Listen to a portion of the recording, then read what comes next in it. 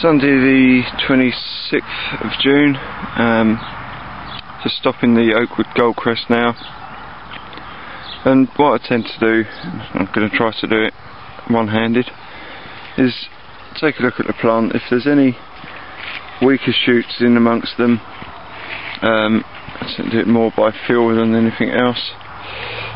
Like that one, I tend to remove that from the base and take that out. There's another one in there. Go down and take that out. If there's plenty of them, there's no reason to stop every shoot. So it gets me down to about 6. And then we just go in with a knife, as usual, once the first few are done, and go down to the last pair of leaves on the plant, cut it off. Go down this one, you can just about see the pair there, and cut that off. Same in there.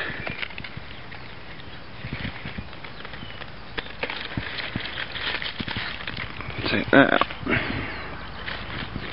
Let's get the odd leaf in the way. That's pretty much the last pair there.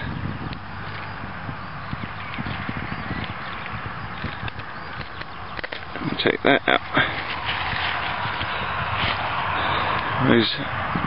Whoops, take a few leaves off while you're doing it. That's a leaf. Leaves just 2. Take him. There's a pair of leaves down the bottom there. Take him out. That just leaves the one shoot there. Got these pairs. We cut him off. So it leaves us with a fairly stubby looking plant.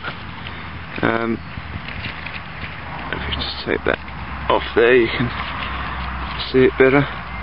You can see we've got just the first pair of leaves from the last stop, which was there. We've took them down, same there. I might trim that up when I've got 2 hands again. Take off any leaves that you end up going through. It doesn't really make any odds. So we've got 1, 2, 3, 4, 5. There's actually 6 shoots there that have been cut back. So 6 shoots, 1 pair is going to give me 12 breaks on this plant at least. I always seem to produce a few more from somewhere. And those 12 is more than enough for me to select the 7 or 8 that I'm going to grow. So that's what's come out of the plant. Quite a bit, some reasonable shoots in amongst them, but there's no value in leaving those because they're just going to be budding up. Some of them already are thinking about it in the next week or so, and I don't really want to bud on this until about the 2nd of August at the earliest. So that's the second stop done. We've sort of removed the plant quite a bit, and you can see the others there that have been done up the row, and the one at the back row there, which is still to be done. So it takes a bit of nerve, but we're not growing poms here. We're growing something that we're going to be growing around about 8 up, which is Oakwood Goldcrest, and we don't want a hedge. We just want an appropriate number of shoots to select the flowering shoots from that. So all that energy of the root system that was down there, that was supplying all that plant, is now supplying not a lot of plant. So you do tend to get a decent strong grow away from a second stop. And so as you can see, it's a little bit more like a chop than a stop. it's more so on these windholms. They tend to grow away so much quicker that when you start chopping them down, it's like felling the trees. And we'll show you those probably in the next few days when we start doing it, and probably in a week, 10 days time when we do the main. So there's a bed of 35 down to the large green plants down the bottom, which is windholm, but there's a bed of 35 oakwood, second stopped or final stopped, and you see it doesn't tend to leave too much foliage above straw level, but it's the last time the plants now will take a backward step, and it's now a case from this point on of growing them on through as strongly as we can. The feeds are still being going in, so the ground is very rich, the plants are strong, and the root system's good to match, so hopefully they grow strong from this. And as soon as we get enough shoots to be able to count, maybe 3-4 inches long, then I'll start stripping them down to numbers, which is probably earlier again than most would do, but I like to get it down to flowering numbers +1 as soon as possible.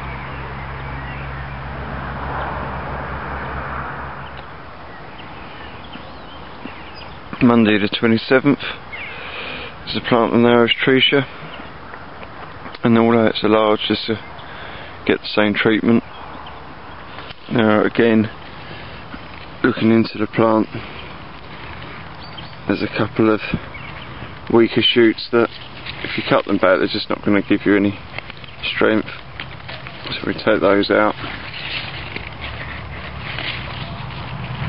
There's one. There's another one around here somewhere. That's the other one. That's gone. And the same applies then as to the others. We'll just go down the stem.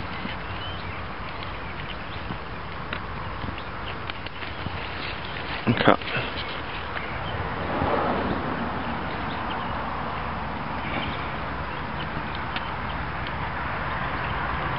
Again, not very easy one-handed.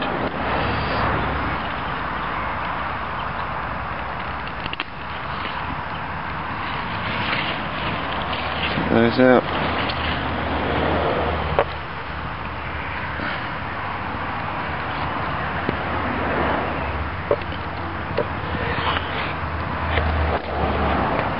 One gone.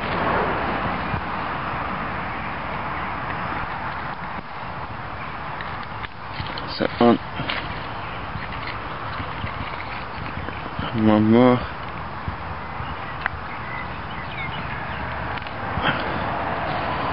So that's 3 shoots off there. 1, 2, about 3 cut off there. 6. And again, this shoot here is probably just as easy to remove it. And again, that's what we're left with. Quite sort of well cut back, but they do sit there for a day or so wondering what's happened, I think, and then they soon get away. These are the shoots here that we're hoping in about a month's time we'll have buds in. As soon as I can get my fingers in there to remove these down to the 7 or 8 that I'll be growing on this, I will do so. Here's a situation that probably we've all come across. Now, didn't have the courage to take the growing tip out at the time when we was doing all the others. Probably felt it was a bit small as a plant. This is New Hillcrest, as yet unnamed, large semi-cactus, red, and we've left the growing tip in, as you can see, and it's now produced a bud. And there was no point on this plant just sort of stopping it, because already we've got these fairly powerful side shoots growing in the side. So really, for me, the only option is to take the bulk of the plant away, which is there,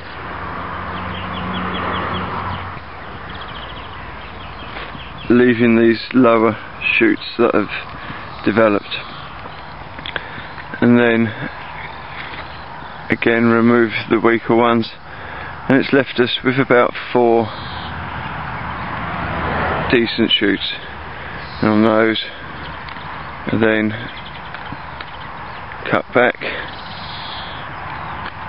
So pretty much the last remaining pair of leaves.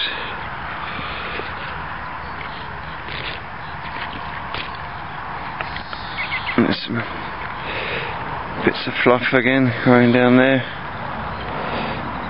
Tend to find these never do much, so take that out.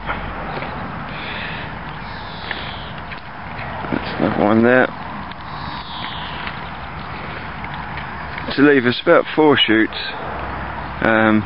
that are going to give us at least two shoots per stem,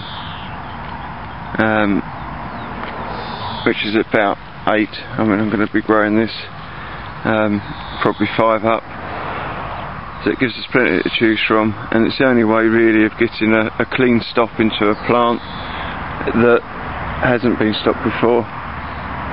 Otherwise they're just going to be in flower before we want them, and we're going to be knocking them back trying to time them.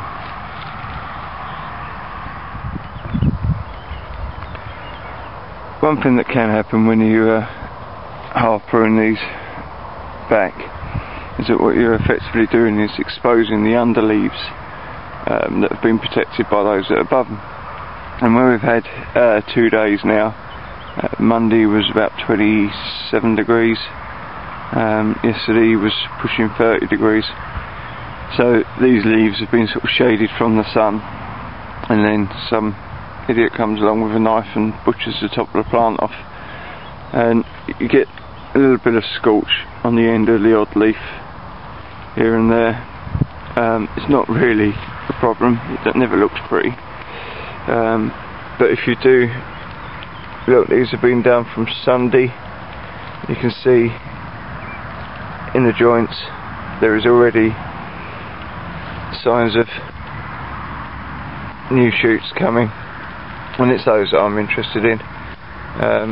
Any old leaves, some of that's probably from the straw, just take them off.